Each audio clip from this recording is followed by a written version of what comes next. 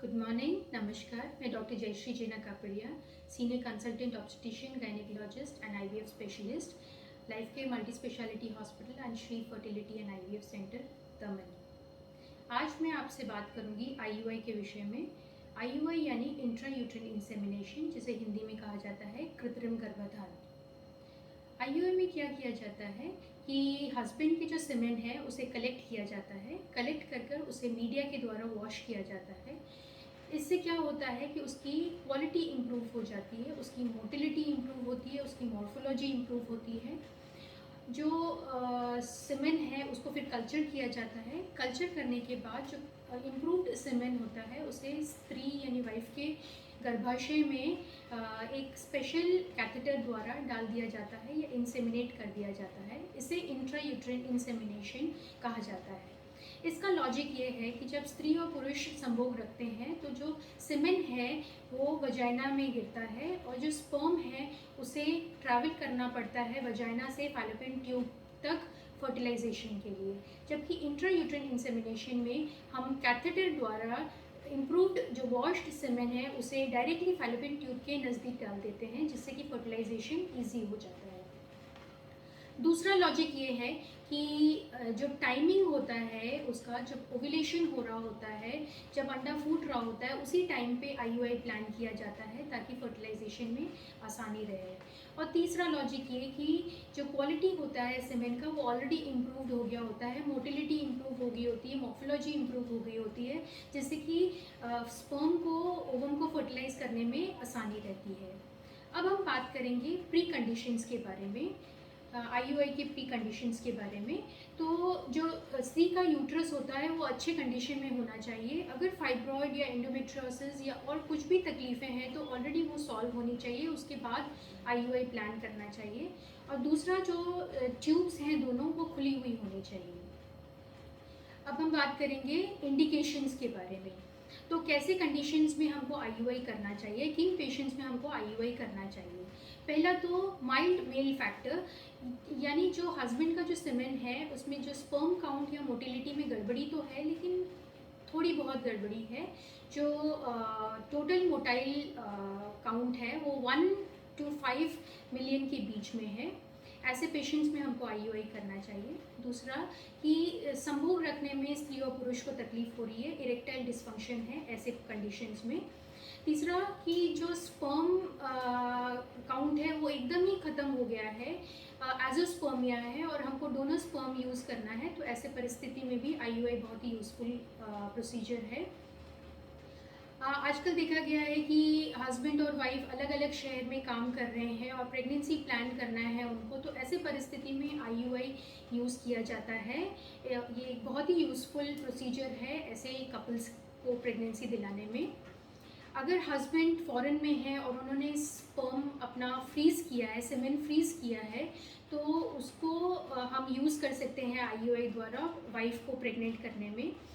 तो उसके अलावा एक अनएक्सप्लेन इनफर्टिलिटी आता है। अनएक्सप्लेन इनफर्टिलिटी यानी कि जो हमने सारा इन्वेस्टिगेशन कर दिया है, हस्बैंड में स्पर्म पैरामीटर्स एकदम नॉर्मल है, वाइफ में बीज फूट रहा है, अच्छी तरह से ओव्यूलेशन हो रहा है, ट्यूब्स दोनों नॉर्मल हैं, लेकिन इसके बावजूद भी प्रेगनेंसी नहीं रह रहा है। ऐसे अनएक्सप्लेन इनफर्टिलिटी में आईयूआई बहुत ही यूज़फुल प्रोसीजर है जो स्त्री को प्रेग्नेंट कराने के लिए। अब हम बात करेंगे कॉन्ट्रा इंडिकेशंस के बारे में। किन परिस्थितियों में आईयूआई नहीं करना चाहिए। जब ऑलरेडी दोनों ट्यूब्स ब्लॉक हैं तो ऐसे परिस्थिति में आईयूआई बिल्कुल सक्सेसफुल नहीं रहेगा। अगर ऑलरेडी 3 से 6 साइकिल आईयूआई का हो चुका है, अगर फिर भी हम आईयूआई करते जा रहे हैं तो ऐसे परिस्थिति में इसका कोई भी लॉजिक नहीं है। प्रेगनेंसी रहने की संभावना एकदम ही कम है, तो हमको यूज़ नहीं करना चाहिए आईयूआई प्रोसीजर। अगर स्त्री का जो ओवेरियन रिजर्व है वो एकदम कम हो गया है, एएमएच एकदम कम है, या तो पेशेंट की एज बहुत ज़्यादा है, 40 से ऊपर है, तो ऐसे में आईयूआई इतना सक्सेसफुल नहीं रहता है, तो हमको यूज़ नहीं करना चाहिए। उससे अच्छा है कि पेशेंट को आईवीएफ ऑप्ट किया जाए। अब हम बात करेंगे टोटल प्रोसीजर के बारे में। आईयूआई किस तरह से किया जाता है। आईयूआई में जो स्त्री और को हम माहवारी के दूसरे दिन बुलाते हैं, उसका सोनोग्राफी द्वारा फॉलिकल टेस्टिंग होता है, फॉलिकल मॉनिटरिंग किया जाता है। उसे कुछ टैबलेट्स वो और इंजेक्शंस देते हैं जिससे कि फॉलिकल्स डेवलप होते हैं। ये जो फॉलिकल डेवलपमेंट की जो मॉनिटरिंग है वो सोनोग्राफी द्वारा की जाती है। पेशेंट को 2 से 3 बार हॉस्पिटल में आना पड़ता है। जब फॉलिकल की साइज़ 18 से 20 साइज़ की हो जाती है, फिर एक इंजेक्शन दिया जाता है जिसे ट्रिगर इंजेक्शन कहा जाता है।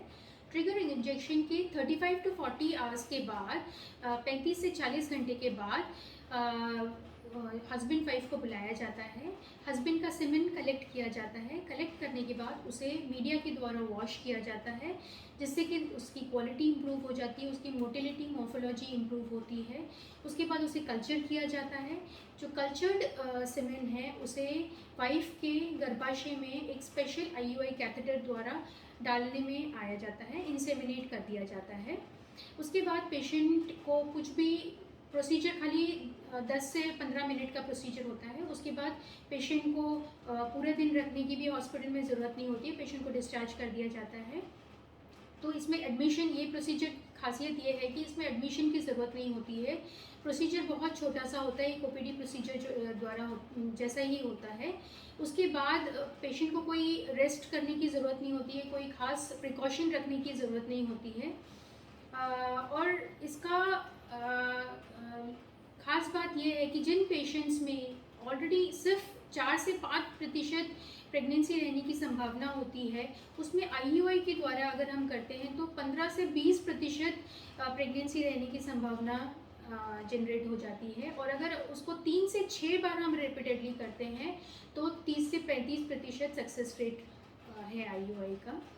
अगर आप कॉस्ट के बारे में देखें तो कॉस्ट सब दवाई, इंजेक्शन, हॉस्पिटल, डॉक्टर्स का चार्जेस सब मिलाकर, कुल मिलाकर अंदाजन 10,000 के अंदर अंदर हो जाता है आईयूआई प्रोसीजर। तो ये एक बहुत ही सस्ता प्रोसीजर है इनफर्टिलिटी पेशेंट को प्रेगनेंसी दिलाने में। तो मैं आशा करती हूँ कि जो भी जानकारी मैंने आपको दी है वो आपको मदद रूप रहेगी और आपको मेरा वीडियो पसंद आया होगा। धन्यवाद।